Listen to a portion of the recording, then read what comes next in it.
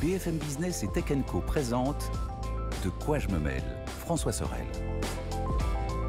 Un grand bonjour, merci d'être là, bienvenue à la fois évidemment sur la plateforme Tech & Co et sur BFM Business. Très heureux de vous retrouver pour ce nouveau numéro de quoi je me mêle. Bon week-end évidemment à vous toutes et à vous tous. Je vous rappelle que De quoi je me mêle dès le vendredi en exclu sur la chaîne YouTube de Tech & Co et puis aussi en podcast audio avec le petit module bonus. Et on se retrouve aussi avec beaucoup de plaisir le week-end sur BFM Business à la radio, à la télé. Et pour ce De quoi je me mêle qui va durer un petit peu moins d'une heure, vous savez quoi ? Nous allons plonger la tête la première dans l'actu avec non pas un module dédié à l'actu-tech, mais 2 modules. Donc ça va être un grand débrief, un grand club de la presse IT. Je vous rappelle le hashtag DQJMM bien sûr si vous voulez réagir à tout ce qu'on raconte. Merci encore une fois d'être là et bienvenue bien sûr.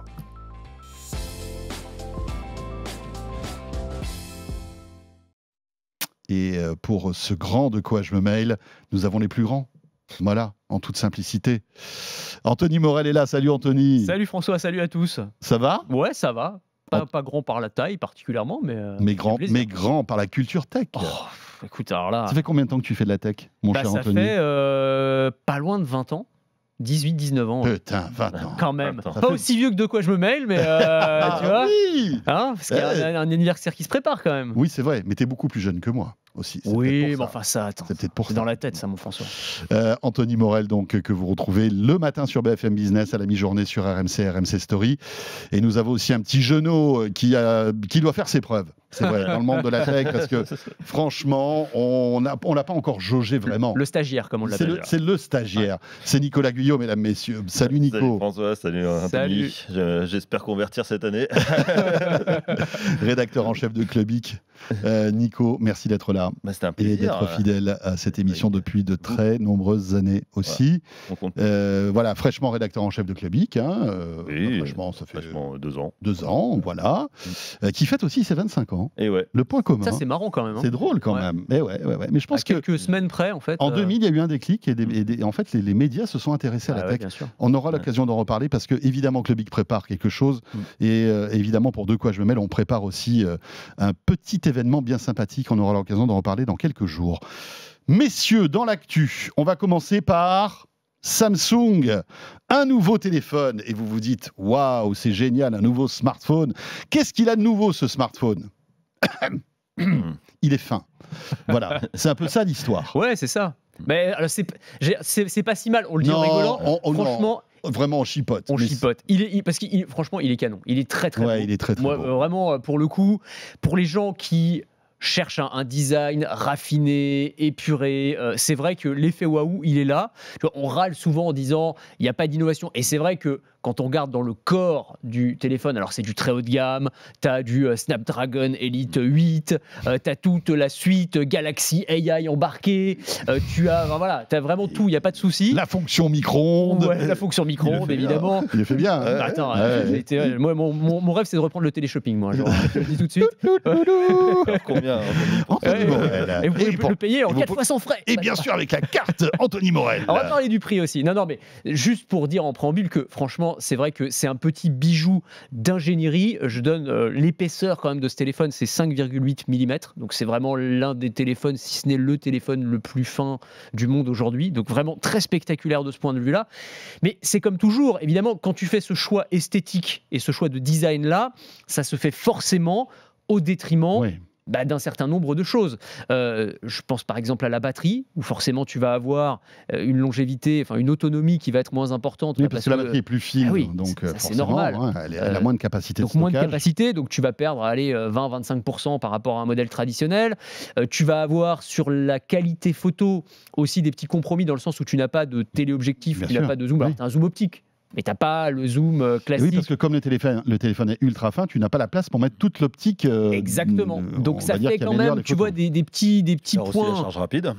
Ça aussi, absolument. Ça aussi, ça fait parce partie. que ça chauffe. Hein. Moi, j'ai l'impression que Nico est remonté. Ouais. Mais depuis tout à l'heure, je le vois, il fume des Mais c'est pour ça que j'ai commencé par des points très positifs, parce que je le voyais qui avait l'air un petit peu en mode critique. C'est la cocotte minute. Voilà. Non, moi, franchement, je suis assez impressionné par la prouesse en termes d'ingénierie et d'esthétique. Donc vraiment, de ce point de vue-là, c'est parfait. Mais c'est un téléphone qui conviendra pas à tout le monde. C'est un téléphone qui, effectivement, à mon avis, est presque plus statutaire, si tu veux, qu'un téléphone que tu vas acheter pour avoir ses fonctionnalités. À ce moment-là, tu prends un S25 classique, tu vois, tu vas gagner 3 mm de plus, mais tu vas avoir l'autonomie, tu vas avoir le téléobjectif et tu vas avoir tout ce qu'il faut. Ouais, on n'a pas parlé du prix. Ah oui, alors le prix, oui. Ah oui, c'est... Non, mais alors tu sais... Est-ce que le prix est ultra fin? Ah non, il est ultra fat, pour le coup. Le prix, on est autour de 1 200 €. Donc là aussi, tu vois, c'est vraiment... C'est pour ça que je parlais aussi d'un téléphone statutaire. Tu sais, il y a toujours ce truc de... Le téléphone, c'est pas seulement un objet que tu utilises tout au long de la journée, c'est aussi pour certains, pour une frange de la population, quelque chose que tu dois montrer, qui doit se différencier. Et c'est vrai que quand tu as le téléphone ultra fin, là, les gens dans la rue, ah ouais, putain, pas mal son téléphone, là. Comment il a l'air super fin. Mais bah, c'est quelque chose aussi qui se monnaie et ça se monnaie assez fort. Ouais, alors moi sur le design, lâchons Nicolas Guyot. Voilà. On ouvre la porte.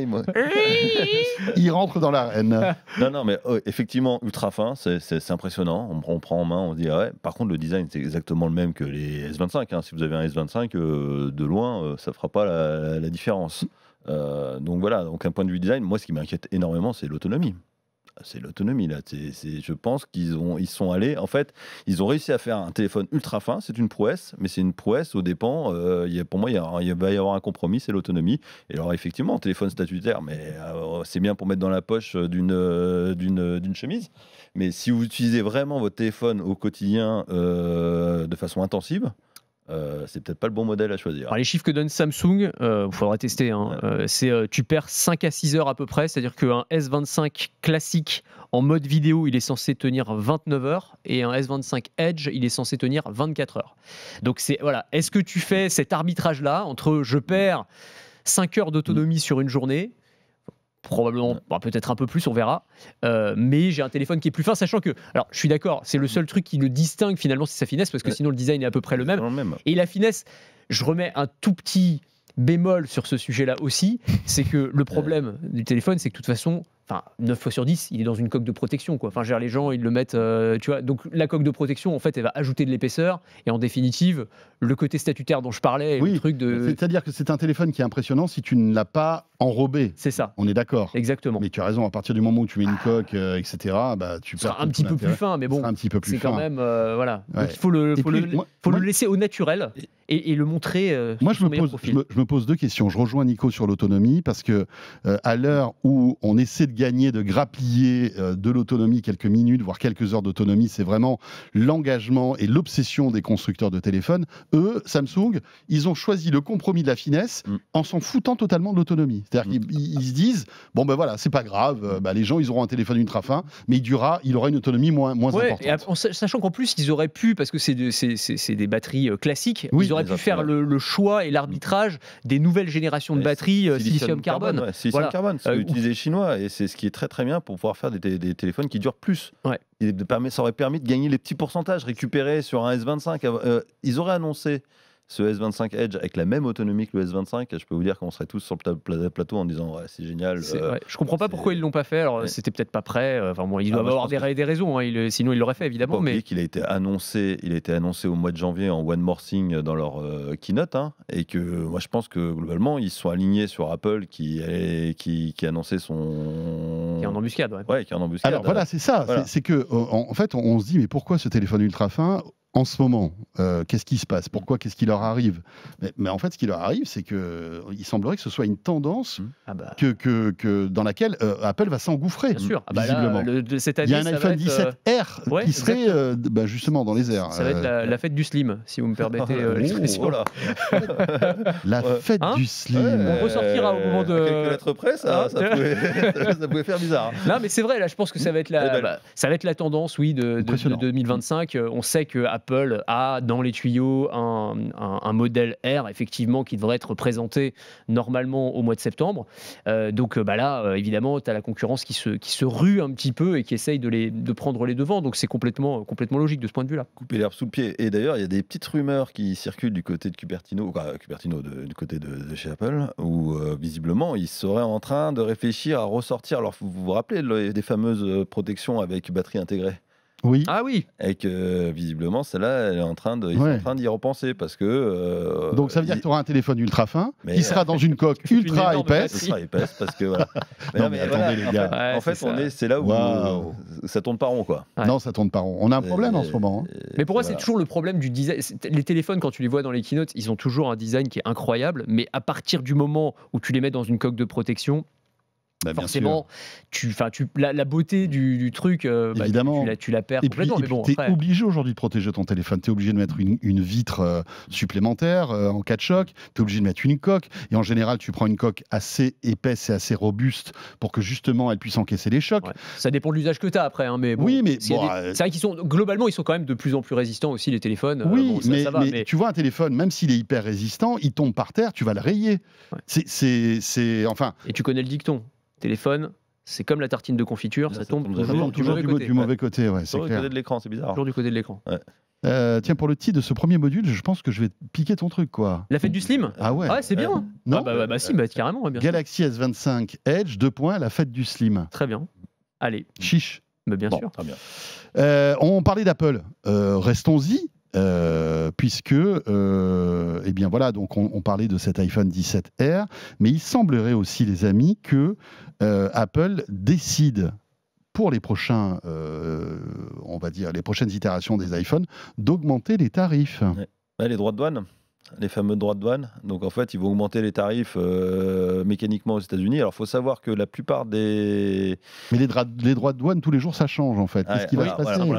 C'est ça le problème. Ils s'en posent. J'avais cru comprendre qu'Apple avait eu une dérogation, non? Ouais, alors en fait, ils sont. C'est complexe ce sujet, c'est bien compliqué. sûr. En fait, ce sera moins que ce qu'on avait cru à un moment. Mais ils vont quand même en avoir un petit peu. Alors, Tim Cook, d'ailleurs, lors de la présentation des derniers résultats financiers, j'ai plus tous les chiffres en tête, mais de mémoire, il avait dit que ça devrait coûter à Apple de l'ordre de 900 millions de dollars sur l'année, je crois, si je dis pas de bêtises. De quoi? C'est taxes? Ouais, c'est ça. Mais ça, c'est l'estimation actuellement. Parce que effectivement, tu as eu une dérogation qui fait qu'ils sont beaucoup moins touchés que ce qu'ils auraient dû être touchés à l'origine. Mais c'est un truc qui peut changer, en fait. C'est soumis à un accord qui doit être... Enfin, c'est assez compliqué. Donc, en fait, ce qui est compliqué pour Apple, je pense, aujourd'hui, c'est l'incertitude. C'est se dire, ça peut, en fait, leur coûter du simple à x10, en fait. Ouais. Et c'est ça qui est très compliqué. Et c'est pour ça, d'ailleurs, qu'ils ont commencé à relocaliser une partie de la production au Vietnam. Voilà, c'est ce qu'ils avaient déjà fait. Hein. Ils avaient commencé à le faire, des Vietnam. Et là, ils ont continué et ils commencent à aller à marche forcée. C'est Inde pour les iPhones principalement et Vietnam pour tout ce qui est AirPods et accessoires, me semble-t-il. Parce que les droits de douane, même si on a aussi, sont moins importants que ceux qui sont imposés à la Chine. La Chine où évidemment... Mais il y a quand même droits de douane, c'est ça le problème. C'est qu'en fait, les droits de douane qui n'étaient pas là il y a encore 6 mois. Quoi. Et puis je ne sais pas si vous avez vu, mais il y a aussi le Brésil. C'est-à-dire qu'Apple pourrait produire les iPhones pour les USA, que pour les USA au Brésil. Ah ouais, bien sûr. Parce que, évidemment, les droits de douane ne seraient pas les mêmes. Mais ça prend des années, ce truc-là. Tu vois, c'est pas en claquant des doigts que tu arrives à construire une usine qui fait je sais pas combien de kilomètres carrés, où tu vas fabriquer des millions d'iPhones. C'est tout le problème. C'est la stratégie de Donald Trump, et ce qu'on peut comprendre, hein, c'est une stratégie de souveraineté industrielle. Oui, bien sûr, de protectionnisme économique. Voilà, on veut réindustrialiser, on veut que, globalement, tous nos appareils, y compris les appareils électroniques, soient fabriqués aux États-Unis dans la mesure du possible. Sauf que, en fait, il n'y a pas les savoir-faire aujourd'hui. C'est très compliqué. Ça met du temps. Et surtout, il y a un effet de bord. Tu ne peux pas te permettre de vendre un iPhone à plus 20% aux États-Unis et garder le même prix en Europe. Les gars, ils vont tous aller acheter leur téléphone en Europe. Donc, en fait, il y a des prix cohérents. Donc, les prix vont être alignés. Ouais. Donc, en fait, l'Europe sera une victime collatérale. Oui, bien sûr. Oui, parce que s'ils augmentent, ils ne vont pas baisser les prix des iPhones en Europe. Ça, c'est clair. Là-dessus. Et voilà. Donc, je pense. Et surtout, visiblement, il y a une sorte d'omerta sur ce problème d'augmentation de prix. C'est qu'en fait, Tim Cook ne veut surtout pas se retrouver dans la même situation qu'avec Jeff Bezos et Amazon avec Donald Trump. Quand globalement, Bezos a voulu, Amazon a voulu inscrire sur son site que les tarifs avaient augmenté, que ce n'était pas dû à la plateforme, mais aux frais de douane. ils se sont fait taper sur les doigts. Ouais. Bezos a été convoqué à la Maison Blanche, et puis voilà quoi. Donc voilà. Donc là, pour l'instant, ils sont en mode, on y va. Ouais. Comment augmenter sans voilà. faire comprendre aux gens que c'est à cause des Voilà. taxes de Trump. Voilà. C'est ça en fait. Ouais, puis dans une stratégie où vraiment d'adaptation en temps réel quasiment, il y avait eu, je crois que c'était le Financial Times au moment des droits de douane qui avait dévoilé que Apple, non c'était la presse indienne d'ailleurs, je dis une bêtise, qui avait dévoilé qu'il y avait des avions de genre des Qui Boeing, s'est envolé au dernier ouais, moment. qui s'étaient vraiment plein à Ouais. craquer d'iPhone, tu vois, qui étaient partis et qui avaient fait l'allée directe d'Inde aux États-Unis pour pouvoir échapper, et de Chine aux États-Unis pour échapper en fait aux droits de douane Oui, qui jusqu'à arrivait la dernière seconde, si quelques tu veux. jours après. Voilà. Ouais. Mais bon, maintenant c'est trop tard et Ouais. il va falloir faire avec les nouvelles règles du marché, quoi. D'autant que le timing est quand même serré pour Apple, parce que rappelons que les prochains iPhones sortent en septembre, fin septembre, début octobre, c'est dans quelques semaines finalement. Ça va très très vite. Vous savez que tout est réglé déjà, comme une voilà, horloge chez Apple. Là, ils sont en train de fabriquer sans doute les nouveaux iPhones. Bien sûr. Et il faut après marketer tout ça, trouver les bons tarifs. Et c'est vrai qu'en ce moment, cette incertitude, ça ne va pas être facile pour Clairement. Apple.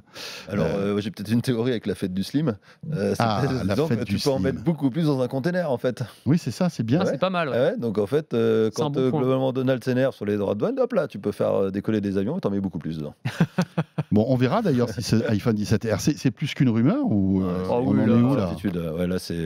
Cela dit, je dis ça, mais Linda, elle y croyait pas tellement. la Ouais, dernière mais fois, Linda tu te n'y souviens croyait pas. Elle Mais était comme très Melinda ne croit dubitative. pas au pliant, tu vois. Ouais, je sais. On verra. Peut-être que c'est Ouais, elle, donc, parmi nous, qui connaît, je pense, le mieux Apple, parce que vraiment, elle est dans toutes les conférences, machin et tout.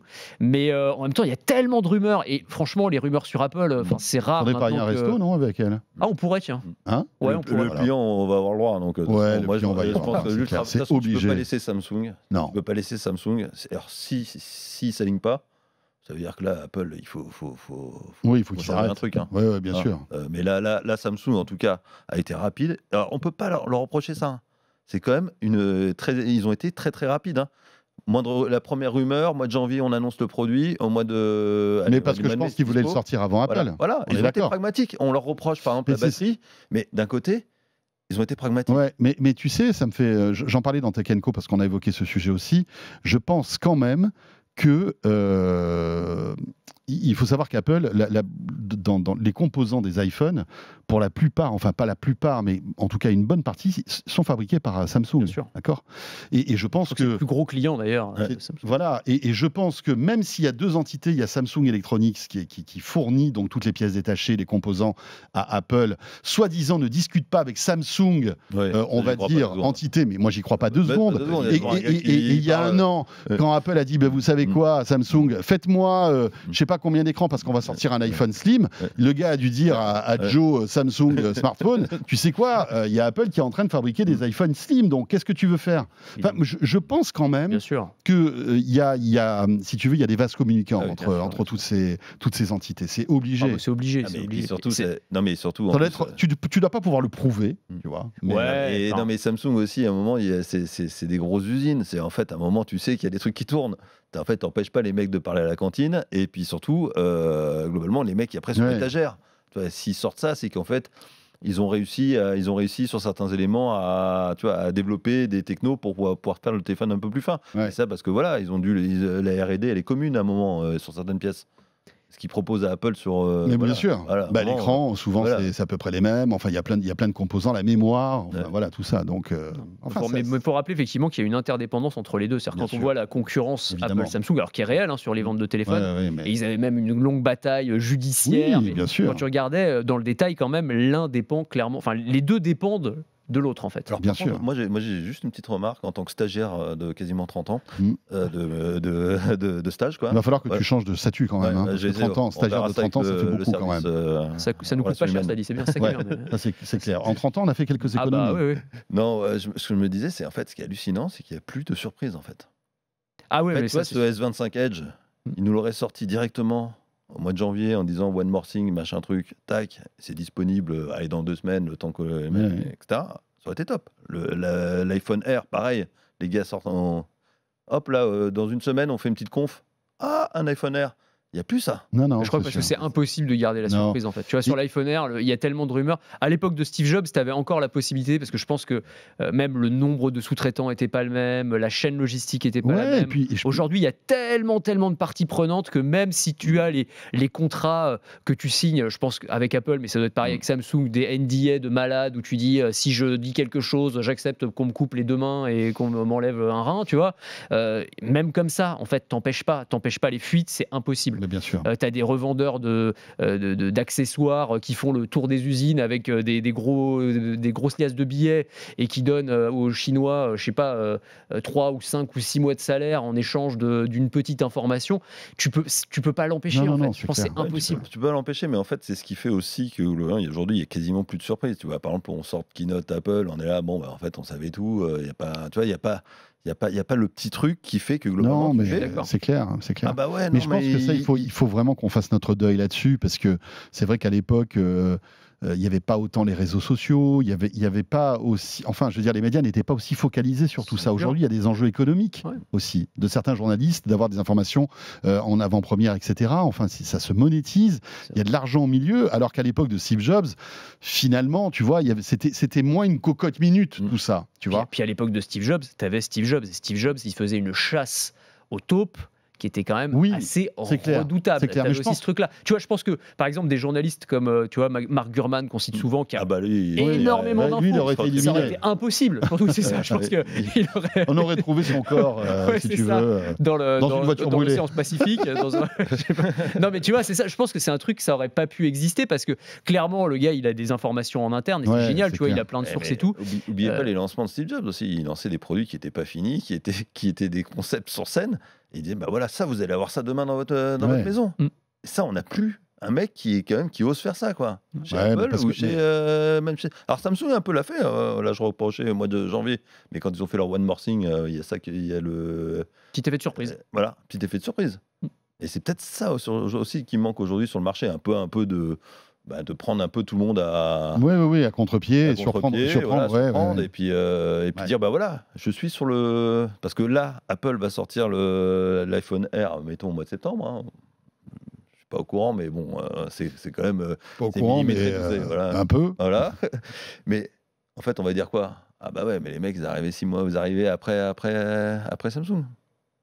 Ouais. Alors que les gars, en fait, étaient peut-être en avance sur ça. Mais souvent, Apple arrive après les autres. Hein. Ouais, mais alors qu'ils sont souvent en avance. Ouais. Bon. Tiens, si on parlait de la Switch. Ah oui, tiens. Tiens, la petite Switch. En parlant de prix qui vont augmenter. La Switch 2 qui est attendue, voilà, comme le Messi. Hein. Enfin, je veux dire, c'est vraiment une console qui est très attendue, qui, on le sait, va coûter assez cher. Ouais. Quelles sont les dernières petites informations que nous possédons, mon cher Anthony? Justement, puisqu'on parle de hausse des prix, on va rester dans la thématique, puisque le patron de Nintendo n'exclut pas une augmentation du prix. Alors là encore, à cause des droits de douane, on peut dire qu'ils ont bon dos, mais c'est vrai que les prix de la Switch avaient été annoncés avant les droits de douane et que mécaniquement, ça va, enfin, tu vois, il va y avoir un impact en tout cas, soit sur les prix, soit sur les marges de Nintendo, mais il y aura forcément un impact. Et donc, il explique que oui, peut-être que la Switch coûtera un petit peu plus cher que prévu, peut-être pas dans un premier temps pour pousser une adoption massive dès le départ, mais il pourrait y avoir à un moment une augmentation. Je rappelle le prix qui a été annoncé, c'est 469 € en version standard, où tu auras une version avec Mario Kart à 509 €, donc un bundle. C'est relativement cher quand même par rapport au prix de la première Switch, évidemment. On peut donner les tarifs au Japon et aux USA. Hein. Oui, 304 € au Japon et 400 € aux États-Unis. Donc maintenant, il faut qu'on m'explique. Ouais, oui. Comme souvent au Japon, les consoles, tu les payes. Non, mais c'est en fait, ça dépend comment tu veux les. Voilà, si tu veux. Oui, et puis en plus, bon, ils jouent à domicile au Japon. Donc, oui, bien sûr. Non, mais de là, voilà, ce problème, c'est que c'est comme d'hab. Là, on est sur quand même un écart. C'est pas l'écart d'un iPhone entre les États-Unis, le Japon et la France. Hein. Alors surtout qu'il y a eu les chiffres des prix de production qui ont été dévoilés par le Financial Times cette semaine. Donc le coût de fabrication de la console. Ouais. Alors on ne compte pas là-dedans les frais de recherche et développement, les frais marketing, tout ça, ça s'ajoute. Mais sur la conception de l'appareil, c'est $338. Donc en fait, ça fait une marge qui est bon, ça fait 165 € à peu près, ce qui est supérieur en tout cas aux marges qui sont réalisées en général par Sony ou par Microsoft sur leurs consoles. En général, sur les ventes de consoles, les constructeurs globalement gagnent très peu. Et puis ils se rattrapent. En fait, ils veulent inonder le marché pour qu'après les gens achètent des jeux. Exactement. Où là, c'est jackpot. Tout à fait. Donc là, ils pourraient avoir le beurre et l'argent du beurre, gagner quand même un peu d'argent sur la console, même si tu rajoutes les frais de R&D, parce que les frais de R&D, ils n'ont pas non plus dû être incroyablement conséquent dans le sens où la Switch 2 c'est quand même une évolution par rapport à la Switch 1, mais c'est pas une nouvelle console à proprement parler. Bon, il y aura des frais marketing, Nintendo fait beaucoup de pubs, etc., c'est normal, mais l'augmentation du prix des jeux aussi, l'augmentation du prix des jeux va jouer aussi, absolument, parce qu'on parle des jeux à 80 voire 90 €, 90 € et des mises à jour de 10 à 20 €. Mise à jour, si vous voulez passer par exemple votre Zelda de Switch sur la Switch 2, ce sera 10 €. Si vous voulez passer Super Mario, parce qu'il sera plus joli en fait, voilà, c'est ça. Voilà, plus joli, un peu mieux prendre en compte toutes les spécificités de la console. Mais bon, voilà, non, mais c'est la première fois, moi, on me fait le coup où globalement c'est plus 10, plus 20 pour un jeu. Sincèrement. Ouais. Faut arrêter quoi. Qu'on dise, c'est de la fidélité aussi. Les clients, les joueurs sont des clients fidèles. À un moment, t'as acheté un jeu. T'es quand même content. Tu vois, par exemple, quand tu joues sur PC, tu es sur Steam, ils sortent une version remasterisée du jeu en 4K. Tu as le droit à la version directement, tu as une mise à jour, paf, voilà, bon, tu as quelques gigaoctets à télécharger. Mais à un moment, tu te dis, c'est normal, j'ai acheté le jeu. À un moment, il faut arrêter de vouloir me faire payer toujours plus, quoi. Ah, mais tu vois, Nintendo, c'est comme Apple, d'ailleurs, c'est une de ces marques qui ont ce qu'on appelle un pricing power, c'est-à-dire la possibilité de mettre à peu près le prix qu'ils veulent parce que les gens vont suivre, parce que la Switch, c'est la console, c'est presque la console universelle, c'est celle qui va parler à la fois aux familles, la console la plus populaire, le jeu en famille, sur des jeux, des party games, etc. Et puis des cadras ou quinquas qui ont grandi avec les jeux vidéo, qui continuent à jouer, qui vont trouver des RPG indépendants et qui vont pouvoir se faire plaisir aussi de cette manière-là. Et donc tout le monde, et en plus de ça, des grosses franchises que tout le monde veut avoir, Pokémon, Zelda, Mario, j'en passe et des meilleurs. Et donc à partir de ça, en fait, tu as la possibilité d'imposer ton prix. Peut-être qu'en fait, ils ont été trop timides. D'un point de vue, je te parle d'un point de vue strictement business, du point de vue du directeur financier de Nintendo. Le gars, il se dit, oui, il n'y a pas tellement de raison en fait de se priver si les gens, de toute façon, vont continuer à acheter la console. Ouais, mais c'est qui tout double, parce que tu peux aussi décevoir les utilisateurs qui vont bien moins acheter. Parce que, ou alors râler, mais ils vont pas ne pas acheter.